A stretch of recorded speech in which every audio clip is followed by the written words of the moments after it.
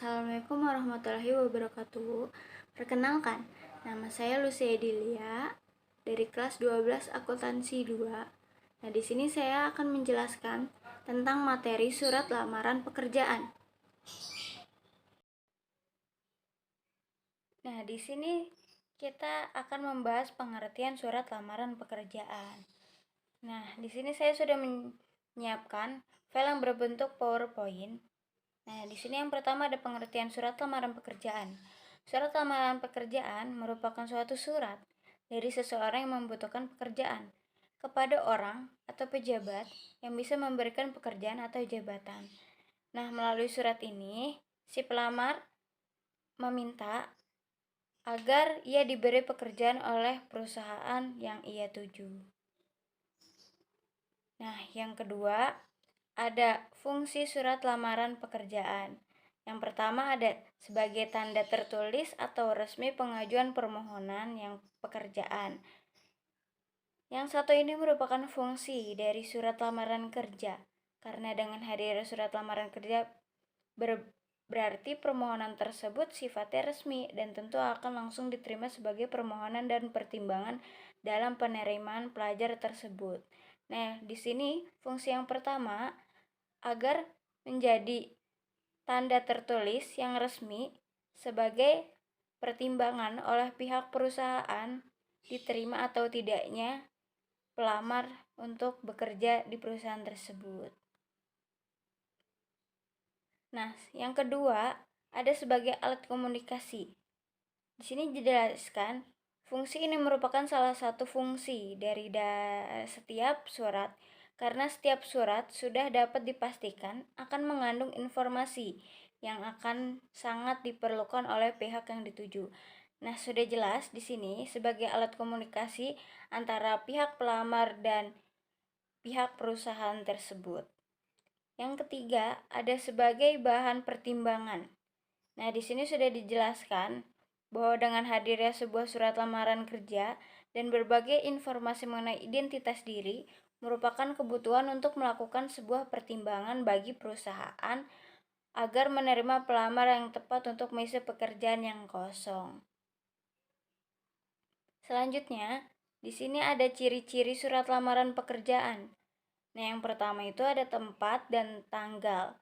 Tempat dan tanggal ditempatkan di pojok kanan atas tanda titik di akhir, karena bukan merupakan suatu kalimat.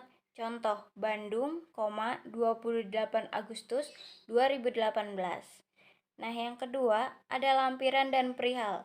Kata lampiran dan perihal tidak bisa disingkat seperti lam atau hal. Harus ditulis berupa lampiran atau perihal, tidak boleh disingkat. Nah, ada lagi angka dalam kolom lampiran itu ditulis menggunakan huruf. Contoh, lampiran 1 lembar, perihal lamaran kerja. Nah, jadi di sini harus ditulis menggunakan huruf, tidak boleh angka.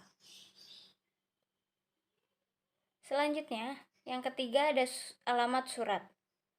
Di sini ada beberapa poin. Yang pertama, tidak menggunakan kata-kata kepada. Yang kedua, ada alamat yang disarankan tidak lebih dari 3 baris. Yang ketiga, ada jabatan tidak boleh menggunakan jenis kelamin seperti halnya bapak atau ibu. Yang keempat, ada tulisan jalan pada suatu alamat tidak boleh disingkat. Yang terakhir, tidak boleh menggunakan titik di masing-masing akhir barisan. Contoh, yang terhormat manajer sukses mandiri Jalan M. Yamin nomor 02 Bandung. Selanjutnya, yang keempat ada salam pembuka. Setelah kata dengan hormat harus menggunakan koma. Dan kata dengan hormat sebaiknya dapat dijadikan satu dengan kalimat selanjutnya. Walaupun diganti baris seperti bisa juga, tetapi dapat digunakan. Contoh, dengan hormat, koma, berdasarkan titik-titik yang harus dianjurkan. Dengan hormat, berdasarkan titik-titik tetap digunakan. Selanjutnya, yang kelima ada alinea pembuka. Dalam alinea pembuka, sebaiknya harus menggunakan bahasa yang baik dan sopan. serta membuat instansi yang pembacanya tidak tersinggung. Di sini dijelaskan bahwa kita tidak boleh menyinggung pihak manapun dan harus membuat surat yang benar-benar baik dan sopan. Yang keenam ada isi. Dalam isi juga terdapat identitas, yaitu suatu keterangan berupa nama, tempat tanggal lahir, alamat, pendidikan terakhir, dan dapat ditambah lagi sesuatu dengan kebutuhan. Contohnya, nama Zian Sahara, tempat tanggal lahir Bandung, 4 Oktober 1990. Pendidikan terakhir S1 Sistem Informatika. Alamat Dukuhu Tri, Bumiayu, Brebes 52273. Selanjutnya, yang ketujuh ada penutup.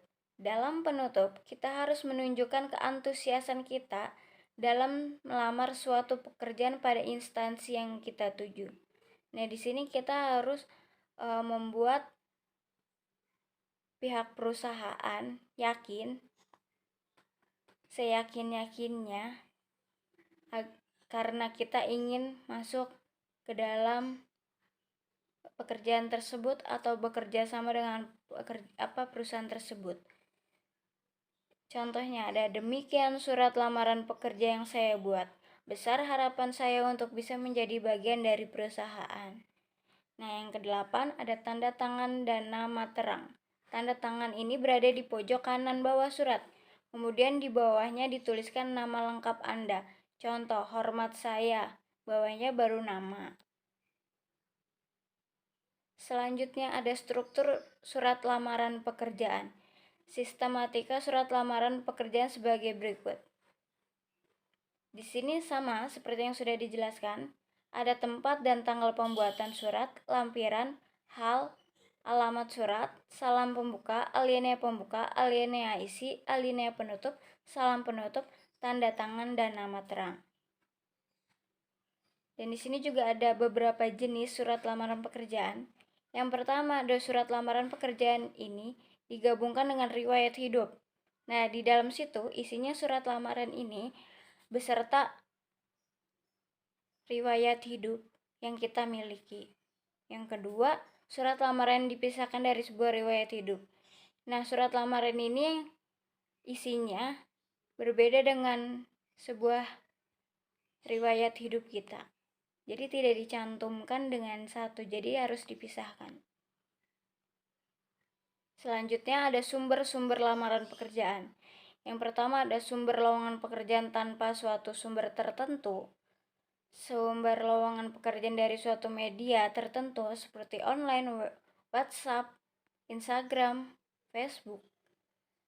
Yang ketiga ada sumber lowongan pekerjaan dari suatu referensi pihak tertentu. Nah, di sini ada bagian-bagian surat lamaran kerja.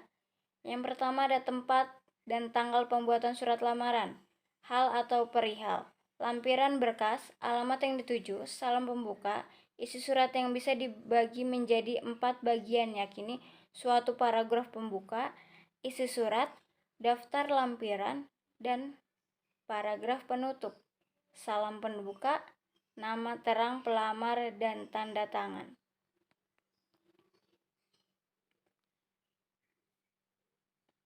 Nah, di sini ada unsur-unsur surat lamaran pekerjaan. Di sini ada 4. Yang pertama mempunyai suatu bentuk yang menarik. Yang kedua mempunyai suatu bahasa yang menarik. Yang ketiga menggambarkan suatu kemampuan pelamar. Nah, yang keempat tempat pada suatu sasaran. Jadi di sini harus berisi semenarik mungkin agar suatu perusahaan dapat menerima kita. Nah, di dalam surat ini pekerjaan ada unsur-unsurnya juga, sebagai kepala surat, tempat dan tanggal penulisan surat, salam pembuka, salam surat pembuka, tujuan surat lamaran pekerja, lampiran yang ditentukan, penutup surat, tanda tangan, dan nama jelas pelamar.